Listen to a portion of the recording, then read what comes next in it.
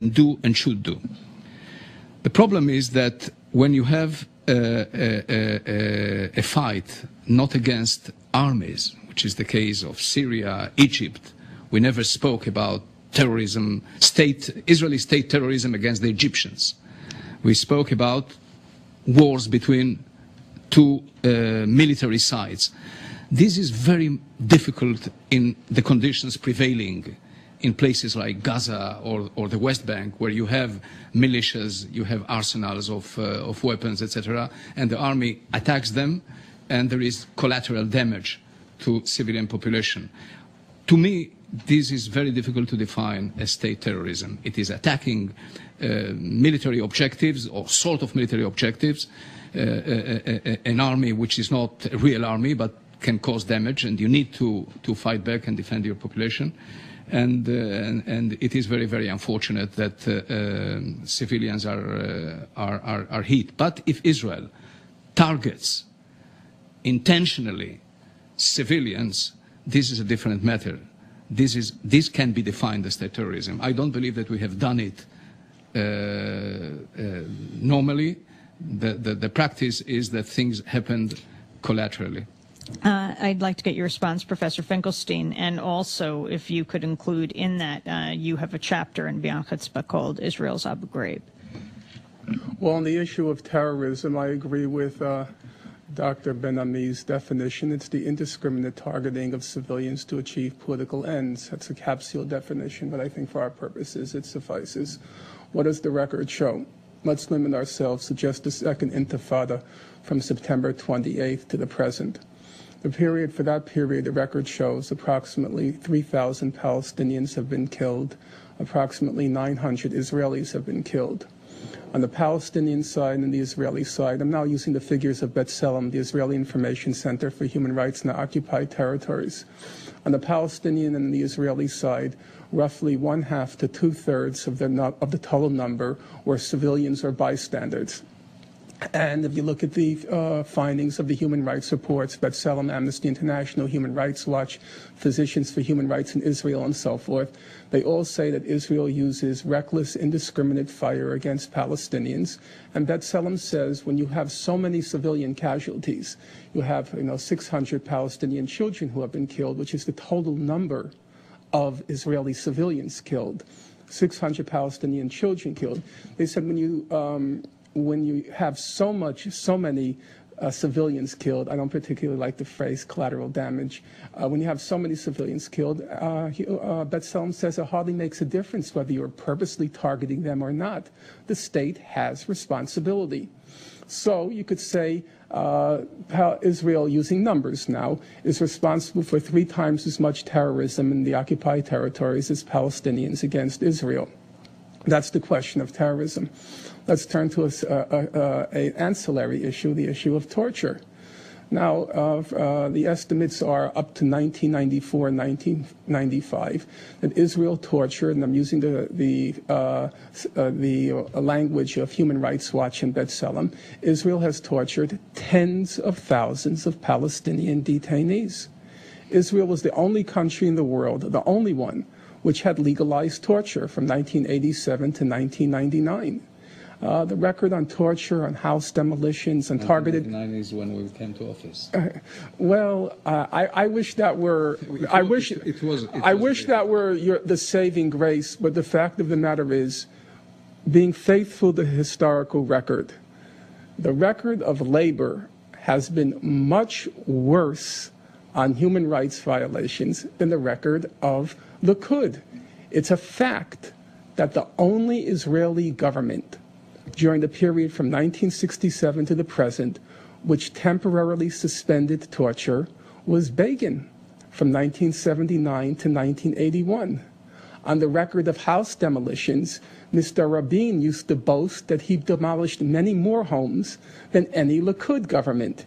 Even on the record of settlements, as Dr. Ben-Ami well knows, the record of Rabin was worse in terms of settlement expansion than the record of Yitzhak Shamir.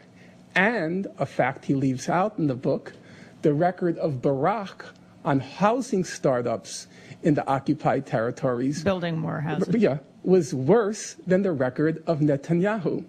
It's a paradox for, I'm sure, American listeners, but the record on human rights, an abysmal record in general, and in particular, the worst record is the record of labor, not Likud. Professor Norman Finkelstein, author of Beyond Chutzpah. We move ahead to Shlomo Ben-Ami. In this last part of the debate, I asked the former Israeli foreign minister to discuss Israel's human rights record and the allegations it's tortured tens of thousands of Palestinians. Tell you the truth, I don't know about the numbers, and we have seen different governments in the British have done it. What the British did in Palestine in the 30s is there is nothing new in what we did that the British didn't do before us, and the Americans now in Iraq and elsewhere. What I find very, very uncomfortable is this singling out Israel that lives in a very unique sort of situation in comparison with other countries. But Norman Finkelstein makes the point Israel's Abu Ghraib, so that you're making reference to what America did in Iraq. Okay, but if you would come from another planet and examine the resolutions of the UN, the Security Council, you might reach the conclusion that there is only one sinner in this planet, and this is the State of Israel, and not anybody else. But I'm quoting your own human rights organizations. B'Tselem is not the United Nations. It speaks in favor of Israel that we have a human right, we have B'Tselem, and we criticize ourselves, and we want to change things. I will agree with that, but then you have to say it doesn't speak too much in Israel's favor. That's the only country in the world that legalized torture. It was also the only country in the world that legalized hostage-taking. It was also the only country in the world, yes, as your Chief Justice called it, keeping Lebanese as bargaining chips. Israel was the only country in the world that's legalized house demolitions as a form of punishment. Those things have to also be included in the record. In addition to, I totally agree with you, it's to Israel's credit that it has a B'Tselem, an organization for which I have the highest regard and esteem. I agree with that. Okay, but you see, the thing is that the conditions where Israel has to operate. This is we do not have Sweden and Denmark as neighbors. And we have neighbors that have taken hostages and have taken hostages that forced us to exchange things that were not very popular. Rabin himself gave away 1,500 Palestinian and Lebanese prisoners in exchange for 3 Israeli soldiers, and Sharon gave away 400 Palestinian prisoners in exchange for 4 bodies of Israeli soldiers. So we are living in that kind of place. But that may tell you that's because they take so many people prisoner that they have a lot to give back.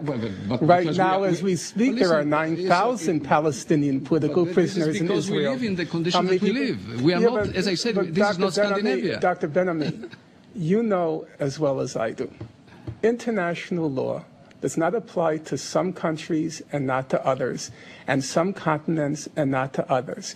Either it applies to everybody or it applies to nobody.